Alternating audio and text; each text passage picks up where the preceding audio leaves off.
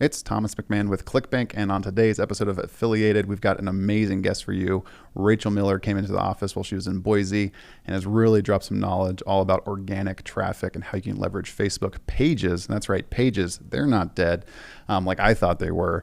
And really, if you're a new affiliate, if you're an established brand, if you're a big offer creator, whatever you are in the space, you can be using her strategies to grow Facebook pages as top funnel lead acquisition and really grow a big organic presence. She's grown blogs that get millions of page views a day with Quirky Mama that she sold. She's part of Mulu Marketer now. She's got all kinds of courses out there that teach this stuff. She is the real deal and amazing energy. Can't wait for you to listen to it. Let's dive in.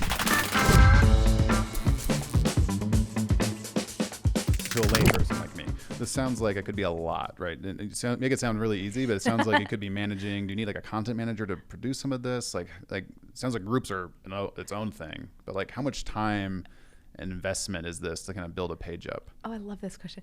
I love this question because what the real thing is what are you actually spending your time on? Does that make sense? Don't at me. Yeah, okay. yeah. So what I mean by that is, like, I think back to my life. How much have I wasted 2 weeks of my life before? Yeah.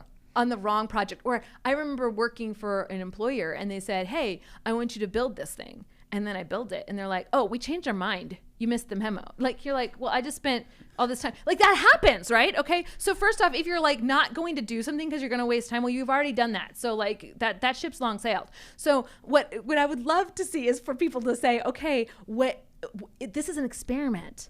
I'm going to take a risk on this, and so how much time can I take a risk on it to see if this is a good investment of my time? I built an audience for makeup, and guess what? It wasn't a good fit for me because I don't wear makeup. So like it went on like a lead balloon. It just didn't work. But I spent a weekend on it, and I was out a weekend. So you can literally create your entire set of content in a weekend. Okay. How do you know when something's not working? Do you have like a barometer where it's like, this is just not getting the traction? Like, when would someone know, like, should I just keep pushing forward and I might get through? Okay. Usually I don't tell my stories of like pain when I'm in the middle of them, but I'm actually in the middle of it right now. Okay. So I'm going to the scab is still oozing. Okay. We went into a new niche like last week or the week before. And I went into the niche and I put like maybe $50 in ads and engagement and ads to see if there would be traction on it. And the comments were, who is this lady? What is she saying? What the F-E-C-K? I'm like, excuse me? Like, what? So obviously my messaging was like really off. Like really off. And so they really didn't like me very much. And so that's okay. I'm not going into that niche. Like, you guys let me know. This isn't a good fit. I didn't have to go look at stats. Like, I just got the feeling. I just got this feeling. And that feeling was pretty accurate. And then the feeling got worse when I kept seeing the comments come in. I'm like, okay, can we just delete that now? Why isn't it? Oh, you guys all took screenshots of it. Okay, thank you. So it was a niche.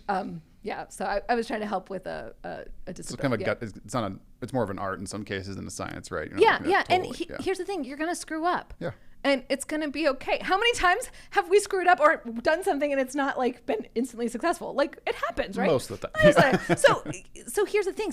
Start 4 or 5. Like, if you spend one morning a month creating a new audience and building out that content, and one morning a month you set it all up and you turn on your schedule, like, you do one a month, like, you'll find it eventually. Like, It's going to land. I promise you, it's going to land. It's worked with, But like I said, I still have ones that flop. So the audience will let you know when your messaging's off.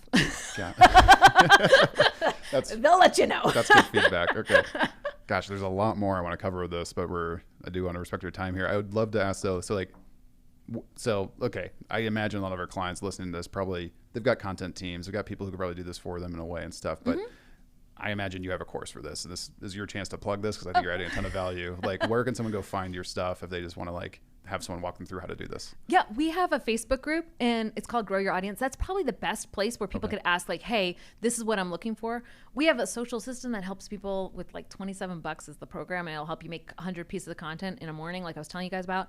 We've got a whole course on all of Facebook so you can know how to game it all and how to use Facebook to drive traffic to get #1 on Google and all of those things. Like, that's what I really want to lean into too, is like, how do you start leveraging across things? But that's probably 8 podcasts worth of content. But. Getting to #1 on Google is like so much fun. Yeah. But anyways, but that's like a higher level tactic. So that's why we have it in our higher course. But So, but if you're like, I have this problem, this is the solution I'm looking for, go into the Facebook group and people will So direct you. grow your audience. Grow Your Audience is my Facebook group, and it's free. Perfect. And is that good for like someone who's been an entrepreneur for 10 years? Is it good for newbies? Is it Good for all of them. all of them? So Great. yeah, Okay. that's where if people like, I'm looking for a specific type of thing, that's where I would send people to go, because maybe they're not looking for 100 days of content and they're instead looking for that Google hack, Yeah, that makes sense. So- So grow your audience, Facebook page. Is there anywhere else you're kind of like out there on the web that people can find you? Yeah, rachelmiller.com is my URL, and it has a bunch of my programs. And yeah, I appreciate you guys. Thank you. Yeah, thanks for making time. And we kind of hijacked you coming to visit ClickFunnels and stuff. I was like,